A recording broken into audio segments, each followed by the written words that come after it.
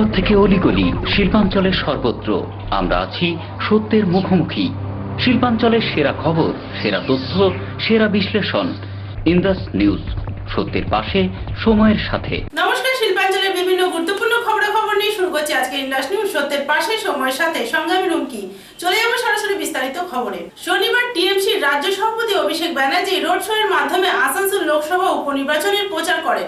এদিন টিএমসির প্রার্থী শত্রুঘ্ন সিনহার সমর্থনে অভিষেক ব্যানার্জি শিল্পাঞ্চলের বিভিন্ন অঞ্চলে রোড শো এর মাধ্যমে নির্বাচনী প্রচার করেন। এদিন এই রোড শোয়ে প্রার্থী শত্রুঘ্ন সিনহা, মন্ত্রী মলয় ঘটক সহ শিল্পাঞ্চলের বিশিষ্ট টিএমসি নেতা ও কর্মীরা উপস্থিত ছিলেন। এদিন এই রোড শো এর মাধ্যমে অভিষেক ব্যানার্জি শিল্পাঞ্চলবাসীকে টিএমসি প্রার্থী শত্রুঘ্ন সিনহাকে বিপুল ভোটে জয় করবার জন্য আহ্বান জানান।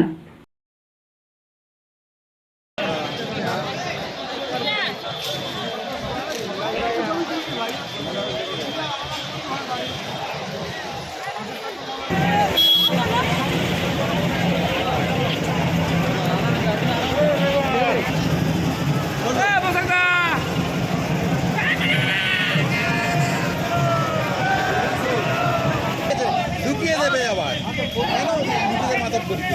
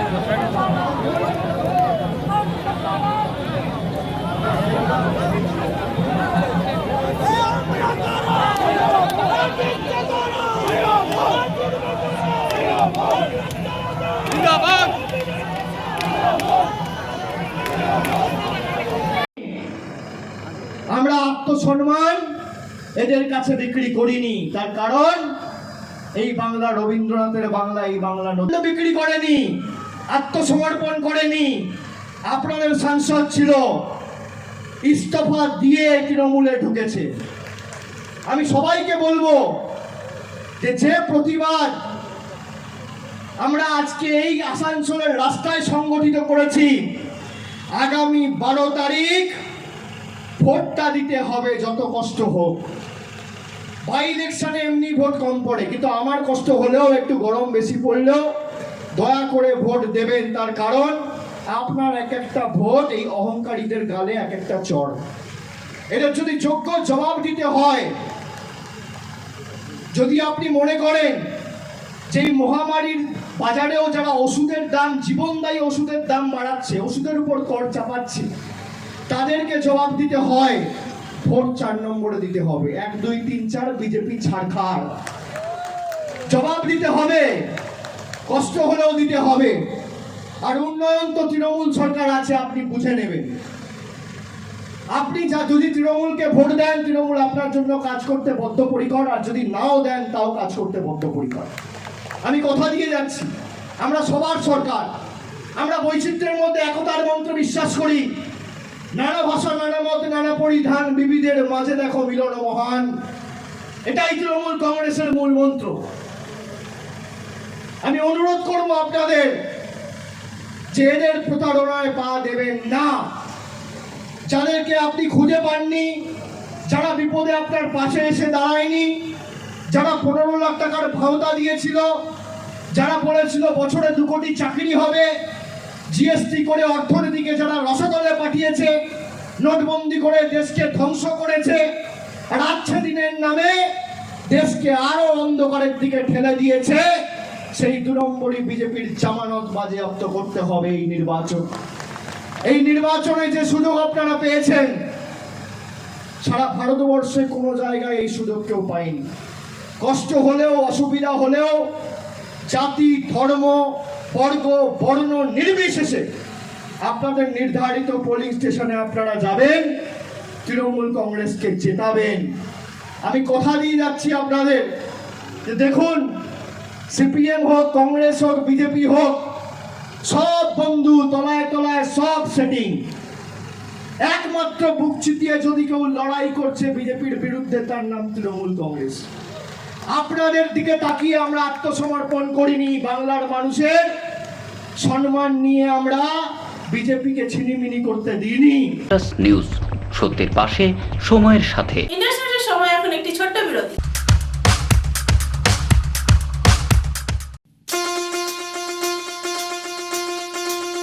প্রত্যেক মানুষের জীবনে একটি স্বপ্ন থাকে নিজের স্বপ্নের মহল তৈরি করার।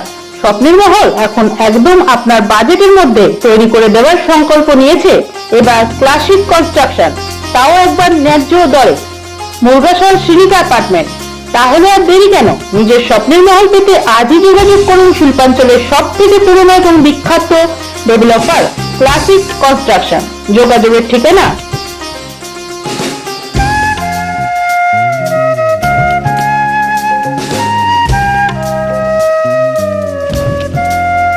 कॉन्टैक्ट नंबर 9735120312 और 9732082810। Green Asansol, clean Asansol. আপনাদের শহর আসানসোলকে রাখুন সবুজ ও সতেজ, আর থাকুন সুস্থ ও স্বাস্থ্যবান, কারণ হেলথ ইজ ওয়েলথ। शहर आपका अपना है, इसे साफ रखना हमारा दायित्व है। দিনের পর দিন পরিবেশ দূষণ বেড়ে যাচ্ছে। এর কারণ শুধুমাত্র আমরাই এবং আমাদের অভ্যাস, যার কারণে আমরা নানান রকম রোগে আক্রান্ত হচ্ছি। তাই আপনার আশেপাশের এলাকা পরিষ্কার রাখুন এবং থাকুন সুস্থ। आसनसोल नगर निगम द्वारा जनहित में जारी। पॉलिथीन सड़क के किनारे यहाँ वहाँ न फेंकें और अपने परिवेश को रखें स्वच्छ। যেখানে সেখানে নোংরা না ফেলে অতি অবশ্যই ডাস্টবিনের ব্যবহার করুন। धूम्रपान सेहत के लिए हानिकारक है। सिगरेट, गुटखा जैसे जानलेवा पदार्थ का सेवन न करें। संकल्प लें, ना धूम्रपान करेंगे और ना ही करने देंगे। মাত্র কয়েকটি পদক্ষেপ আপনার শরীরের জন্য, যার ফলে আপনি থাকতে পারেন চিরসুখী ও স্বাস্থ্যবান। তাহলে সবাই আসুন, মিলে জাগরিত হই এবং প্রচুর পরিমাণে গাছ লাগাই। Green Asansol, clean Asansol. Indus news, সত্যের পাশে, সময়ের সাথে। এলাম বিরতির পর। শনিবার আসানসোল লোকসভা উপনির্বাচনে বিজেপি প্রার্থী অগ্নিমিত্রা পালের প্রচারে আসেন প্রাক্তন কেন্দ্রীয় মন্ত্রী তথা সাংসদ রবিশঙ্কর প্রসাদ। এদিন টিএমসি প্রার্থী শত্রুঘ্ন সিনহার রাজনৈতিক ভবিষ্যৎ নিয়ে প্রশ্ন তুললেন প্রাক্তন কেন্দ্রীয় মন্ত্রী তথা সাংসদ রবিশঙ্কর প্রসাদ। এদিন তিনি আসানসোল 2 নম্বর জাতীয় সড়ক ধাতকা মোড় সংলগ্ন বিজেপি কেন্দ্রীয় অফিসে এক সাংবাদিক সম্মেলনে এই কথা বলেন। এদিন এখানে উপস্থিত ছিলেন প্রার্থী অগ্নিমিত্রা পাল, জেলা সভাপতি দিলীপ দে ও অনেকেই। लिया और यहां भी नाम नहीं लूंगा, लेकिन कुछ बातें जरूर कहना चाहूंगा। आसनसोल का चुनाव थोड़े यूनिक सिचुएशन में हो रहा है। जो बीजेपी के 2 बार जीते हुए उम्मीदवार थे वो टीएमसी में चले गए, तो वो नहीं है तो मैं उनसे कोई बात नहीं करूंगा। साहिब में हराया, वो आसनसोल में लड़ने आ गए हैं, उनकी बात जरूर करूंगा क्योंकि वो उम्मीदवार हैं। टीएमसी के उम्मीदवार को मैं चाहता हूं आसनसोल की जनता ये जाने, बीजेपी ने 22 साल एमपी बनाया, 2 टर्म्स राज्यसभा 6 ईयर ईच 12 साल, और 2 टर्म्स लोकसभा 10 साल 22 साल। अटल जी की सरकार में वो मंत्री भी रहे कुछ समय के लिए। 22 साल बाद उन्होंने भाजपा 19 में स्वयं छोड़ दिया। आलोचना किया मोदी जी की बहुत, ब्रिगेड परेड ग्राउंड में आपको मालूम है। और वो कांग्रेस से लड़े पटना साहिब से, जहां मेरे हाथों पराजित हुए, और उनकी पत्नी समाजवादी पार्टी के टिकट पर लखनऊ में राजनाथ जी के खिलाफ लड़ी, वो भी पराजित हो गई। फिर बिहार विधानसभा का चुनाव हुआ तो पटना की बांकीपुर सीट से उनके बेटे चुनाव लड़े, वो भी बीजेपी के उम्मीदवार से 40,000 वोट से हार गए। अब वो यहां आए हैं लड़ने के लिए।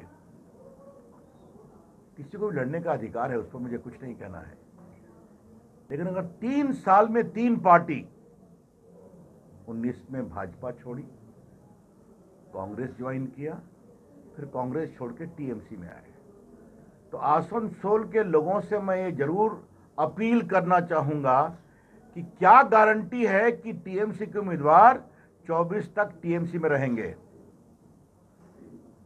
अगर 3 साल में 3 पार्टी, तो आगे फिर रास्ता खुला है। ये चुनाव लोकसभा का चुनाव है, ये चुनाव देश को आगे बढ़ाने में विश्वास पैदा करने वाला चुनाव है। আমার এই বিশ্বাস আজকে একটা খুব ভালো কিছু খবর নিয়ে আপনাদের সামনে এসেছি। আমি সাংসদ হচ্ছি এবং সংসদ হওয়ার পরে আমি কি কাজ আসানসোলের মানুষের জন্য করব, 8টা কাজ, আরও অনেক কাজই করব, কিন্তু মেন 8টা কাজ আপনাদের সামনে তুলে ধরতে চাই। 1 নম্বর কাজ, কেন্দ্র সরকার থেকে আসানসোলের জন্য একটি কম্প্রিহেন্সিভ মাস্টার প্ল্যান, যেটা বহুদিন ধরে আমরা করার চেষ্টা করছি, সেটা আমি করিয়ে নিয়ে আসার চেষ্টা করব। 2 নম্বর, আমাদের যারা কন্ট্রাকচুয়াল এবং ক্যাজুয়াল ওয়ার্কার, যারা ইসিএল, সেল মানে আইএসপি, বার্নপুর অ্যান্ড কুলটিতে যারা কাজ করছেন, তাদের জব সিকিউরিটির জন্য যা যা করা দরকার কেন্দ্র সরকারের কাছ থেকে আমি সেটা করব। 3য় বিষয়, আজকে বহু মানুষ তাদের নিজের জমি নেই বলে তারা প্রধানমন্ত্রী আবাস যোজনার বাড়ি পাচ্ছে না। এই রকম গরিব মানুষ যাদের নিজেদের জমি নেই এবং তারা রয়েছেন ইসিএল, সেল বা রেলওয়ের জমিতে, তারা যাতে প্রধানমন্ত্রী আবাস যোজনার বাড়ি পান, সেই জন্য আমি কেন্দ্র সরকার থেকে এনওসি নিয়ে আসবো যাতে তারা বাড়ি বানাতে পারেন। 4 নম্বর বিন্দু, দামোদর নদী আমাদের এই কনস্টিটিউয়েন্সির কেন্দ্রস্থল। বর্ষাকালে আমরা দেখেছি বন্যা হচ্ছে, আর গরমকালে খরা, নদীতে জল থাকছে না। সুতরাং দামোদরে যাতে খুব শীঘ্রই ড্রেজিংয়ের ব্যবস্থা করা হয়, যাতে এই বন্যা বা খরা দুটোই যাতে আমাদের সম্মুখীন না হতে হয়, আমি সেই ব্যবস্থা করব। 5 নম্বর বিন্দু, আমাদের আসানসোলে যে ট্রাফিক জ্যাম হচ্ছে বেশ কয়েক বছর ধরে, স্পেশালি রানীগঞ্জ, আসানসোল এবং বরাকর, বহুবার বলা সত্ত্বেও আসানসোল মিউনিসিপ্যাল কর্পোরেশন প্রতিশ্রুতি দেওয়ার পরেও তারা প্রতিশ্রুতি রাখেননি। ব্রিজ হওয়ার কথা ছিল, ব্রিজ হয়নি, কিন্তু কেন্দ্র সরকার প্রতিশ্রুতি দিচ্ছে যে সাংসদ হলে অবশ্যই এই 3টে জায়গাতে ব্রিজের ব্যবস্থা করা হবে, মানে ফ্লাইওভারের ব্যবস্থা করা হবে। আমি চেষ্টা করব 6 নম্বর পয়েন্ট, আমাদের সেন্ট্রাল হসপিটাল কাল্লা বা ইসকোর হাসপাতাল বার্নপুরে এটি মেডিকেল কলেজ খোলার। 7 নম্বর বিন্দু, আমাদের আবার খুব কাছের জায়গা, প্রাণের খুব, মনের খুব কাছের লোকো গ্রাউন্ড স্টেডিয়াম, ইস্টার্ন রেলওয়ে যেটিকে ওন করে, সেটিকে একটি ইন্টারন্যাশনাল স্ট্যান্ডার্ডের স্টেডিয়াম করার সমস্ত ব্যবস্থা নেওয়া হবে। এবং শেষ বিন্দু,